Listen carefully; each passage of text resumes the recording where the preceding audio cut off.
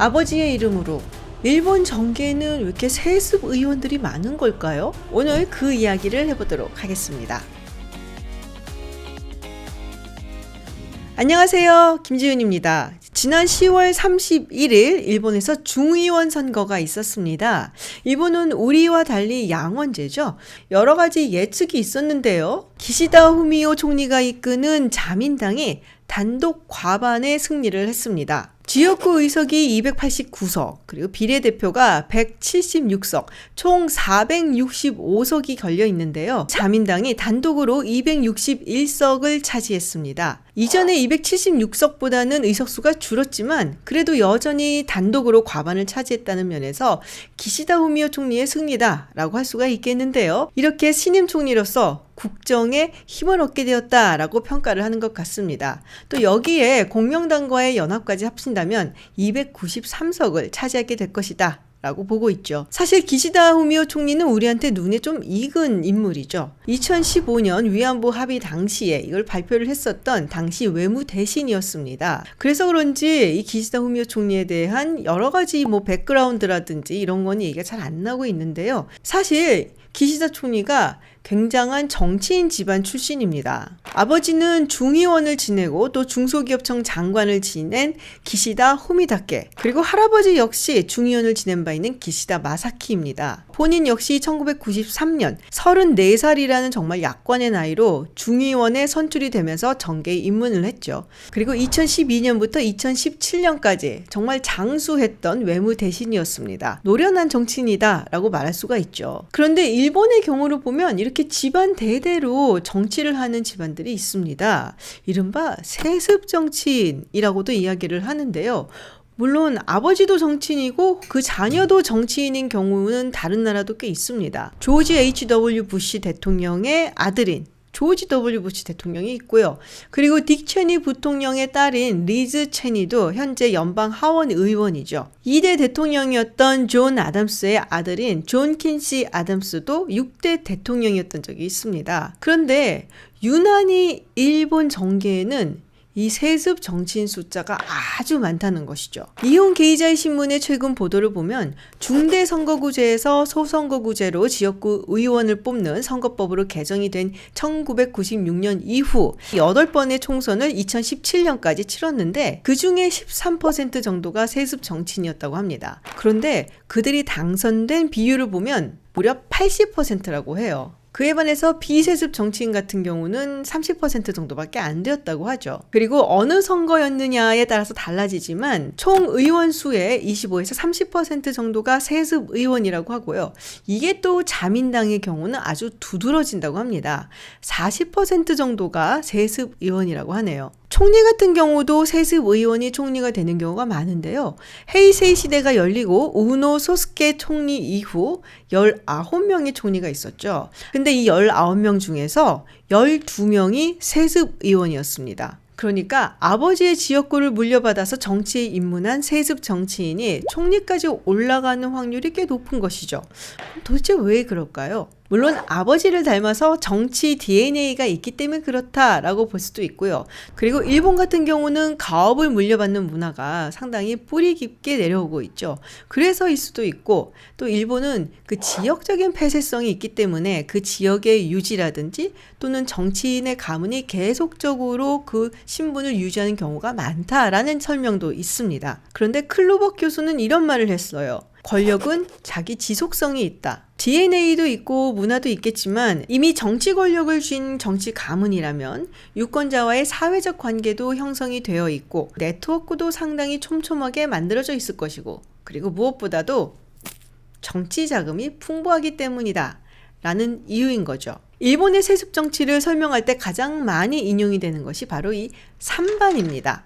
집안, 간반, 그리고 가반. 집안이라고 하면 후원회를 의미하는 것이고요. 후원회는 코엔카이라고 하는데요. 일본에서는 이 후원회 정치가 굉장히 막강하다고 이야기를 하죠. 지역구 주민과 국회의원을 연결해 주기도 하고 그리고 이 정치인을 열렬하게 지지하고 또 지원하는 조직입니다. 물론 이 후원회를 사실상 후보가 지표한 조직이다라고 보는 시각도 있어요. 이 후원회를 위해서 정치인은 여러 가지 민원을 해결해 주기도 하고 관혼상제를 챙기기도 하고 때때로 다양한 오락이나 사교를 제공하기도 합니다. 굉장히 막강했던 후원회로 일컬어지는 것이 바로 다나카 가쿠에이 의원의 후원회입니다. 회원 숫자만 해도 9만 5천 명이었다고 하고요. 지부만 해도 300개가 넘었다고 하죠. 선거 때만 되면 일사불란하게 투표를 했다고 하는 1950년도에 정말 강력했던 후원회입니다. 근데 이 후원회를 유지하기 위해서 당연히 국회의원들은 돈을 좀 써야겠죠. 그렇게 돈을 많이 써서 이렇게 조직을 해놓은 후원회가 의원직을 내놓는다든지 했을 때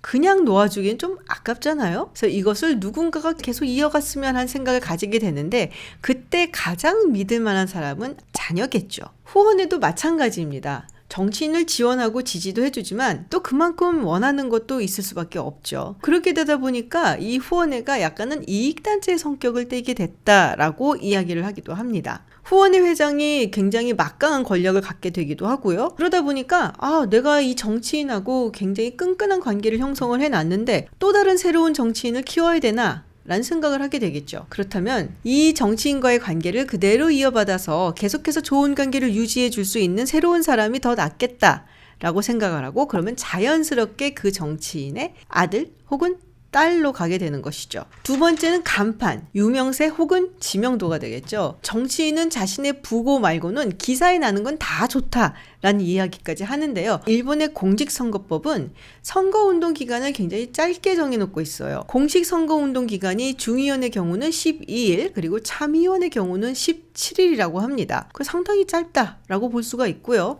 그리고 전단이나 포스터 같은 경우도 이 낭비를 하면 안 된다라는 의미에서인지 좀 제한적이라고 합니다. 그리고 이거는 우리나라에서도 금지가 되어 있는 부분인데요.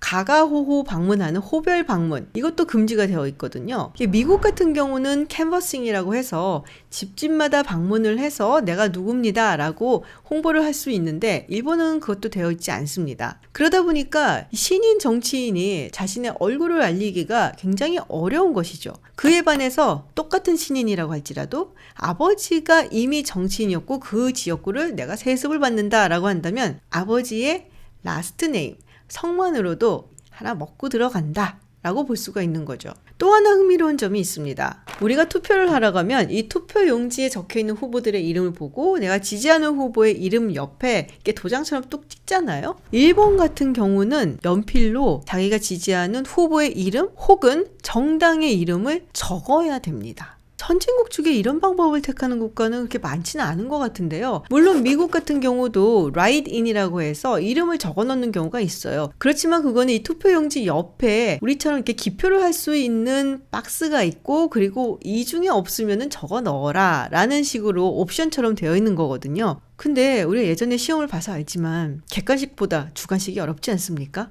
주관식을 맞추려면은 정확하게 다 알아야 되잖아요. 그러니까 이런 경우는 그래도 들어본 적이 있는 이름을 가진 후보가 아무래도 유리할 수밖에 없죠. 좀 우스운 소리 같지만 아버지의 지역구를 승계받아서 이번에 처음으로 선거에 출마한 정치인의 경우 아들의 이름이 기억이 안 나서 아버지의 이름을 적어 넣는 경우도 있다고 합니다. 사실 우리가 보기에는 왜 이런 방식을 계속 고수를 하는 거지? 라는 생각이 들 수도 있는데요. 1994년에 선거법이 개정이 돼서 원하는 경우에는 우리처럼 기표를 할 수 있게끔 만들어 놨다는데 그렇게 하는 경우는 거의 없다고 합니다. 옛날 방식대로 이름을 적어 넣는다고 해요. 그리고 오히려 정치인들 중에서는 번호와 이름이 같이 쓰면 아래 번호에 적혀있는 정치인은 위에 이름이 적혀있는 정치인보다 불리하기 때문에 반대하는 경우도 있다고 하네요. 마지막은 가방, 돈입니다. 정치 자금이죠. 근데 어떻게 보면은 이게 결과일 수도 있고 원인일 수도 있는 게요. 당선 확률이 높다 그러면 정치 자금이 그쪽으로 더 많이 들어가게 될 거고 정치 자금이 많으면 또 당선 확률이 높아지는 것도 사실이거든요. 그러니까 일종의 사이클처럼 계속 돌아간다라고도 볼 수가 있습니다. 정치자금 규정법에 의해서 지정된 자금관리단체에서 이 후보라든지 정치인에게 들어온 정치자금 혹은 선거자금을 관리하게 되어 있는데요. 이 자금관리단체가 흥미로운 것이 세습이 가능합니다. 심지어 상속세도 안 문다고 합니다. 그러니까 이런 자금관리단체와 그 안에 있는 두둑한 정치자금을 물려받은 세습 정치인 그리고 아무것도 없이 지금부터 정치자금을 모금을 해서 정치에 시작을 해야 되는 그야말로 비세습 정치 신인과는 시작하는 출발선이 아주 다르다고 할 수가 있죠. 그 외에 여러 가지 다른 이유들도 있습니다. 예전에 중대선거구제에서는 자민당에서 공천을 하고 그리고 자민당 성향을 가진 후보가 무소속으로 나와서 당선이 된 다음에 자민당에 합류하는 방식도 꽤 있었다고 해요. 그러면 유권자들은 그 둘 중에 한 명을 뽑아도 되는 것이죠. 그런데 소선거구제로 바뀐 다음부터는 정당 입장에서도 가장 당선 확률이 높은 사람에게 공천을 주게 마련이고 그게 세습 정치인일 가능성이 높고요. 유권자 입장에서도 거대 정당에 속한 후보에게 표를 주는 그런 경향이 드러나게 되어 있습니다. 물론 이런 세습 정치에 대한 비판적인 목소리도 있습니다. 2006년 아베 총리가 처음으로 총리가 되었을 때 건강상의 문제로 1년밖에 총리를 못하고 내려온 적이 있어요. 그리고 그 이후에 후쿠다 야스오라든지 아소다로 같은 정말 엄청난 정치인 집안 출신의 정치인들이 총리직을 맡았는데 이들 역시 1년밖에 못하고 들어왔어요. 그러니까 약간 한간에서는 저 그냥 곱게만 자란 부잣집 도련님들 약해 빠져서는 이런 비판이 있기도 했습니다. 아베 3대라는 책을 낸 아오키 오사무 같은 경우는 그의 책에서 이런 부분을 비판을 하고 있죠. 2세, 3세 정치인들이 사실상 도쿄에서만 활동을 했었기 때문에 지역하고는 거의 아무 연이 없음에도 불구하고 아버지의 지역구였고 그걸 세습받았다는 이유로 그 지역에 대해서도 모르면서 지역을 대표하는 아이러니가 반복되고 있다라는 비판을 했습니다. 실제로 아베 같은 경우도 아버지인 아베 신타로 의원이 지역구를 관리하는 동안 본인은 어머니인 기시 요코와 함께 도쿄에서 외할아버지인 기시 노부스케의 영향력 하에서 자랐었죠. 그래서 지역에 대해서는 거의 모른다 라고 봐도 무방하다라고 이야기를 합니다. 그리고 세습 정치인들이 내각에 중용되는 기회도 훨씬 더 많습니다. 예를 들어서 아베의 3차 내각에서는 19명의 내각 대신 중에 약 10명이 세습 정치인이었죠. 아버지 덕분에 정계 입문이 굉장히 빨랐기 때문이다 라고 볼 수가 있는데요. 예를 들어 오부치 같은 경우도 26살, 아베도 28, 고이즈미 주니치로 총리 같은 경우도 30살에 정계에 입문을 했죠. 그리고 그 아들인 고이즈미 신지로 같은 경우도 28살에 정계를 입문을 했습니다. 이렇게 젊은 나이에 정치에 입문을 하다 보니까 같은 나이인 비세습 의원에 비해서 훨씬 더 다선 의원이고 그리고 연공 서열을 따지는 자민당 내에서 상당히 좀 높은 위치에 있기 마련이죠. 그렇기 때문에 내각에 중용될 기회가 훨씬 더 많아지는 겁니다. 또 하나 이슈는 이들의 할아버지 그리고 아버지가 모두 정계에서 활동을 했었고 또 그 시대를 생각하면 할아버지 같은 경우는 특히나 군국주의 시대였거든요. 그래서 이들의 조상을 살펴보면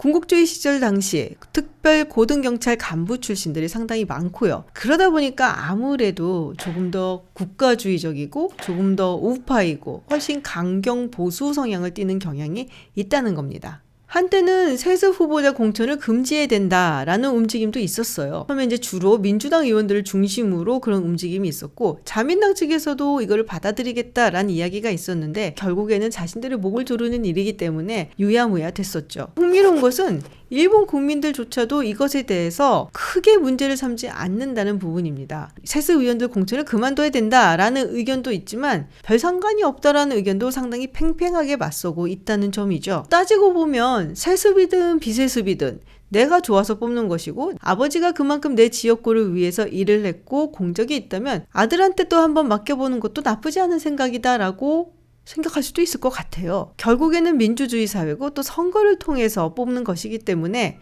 그들의 선택이다라고 볼 수도 있을 것 같기는 합니다. 네, 오늘은 일본 정계는 왜 이렇게 세습 의원들이 많은가를 살펴봤습니다. 한국에서는 지역구를 세습한다면 썩 좋은 눈길을 보내지 않는데 역시 한국하고 일본은 정치 문화가 좀 다른 것 같습니다. 오늘 영상 여기서 마치고요. 다음에 또 재밌는 내용으로 찾아오겠습니다. 고맙습니다.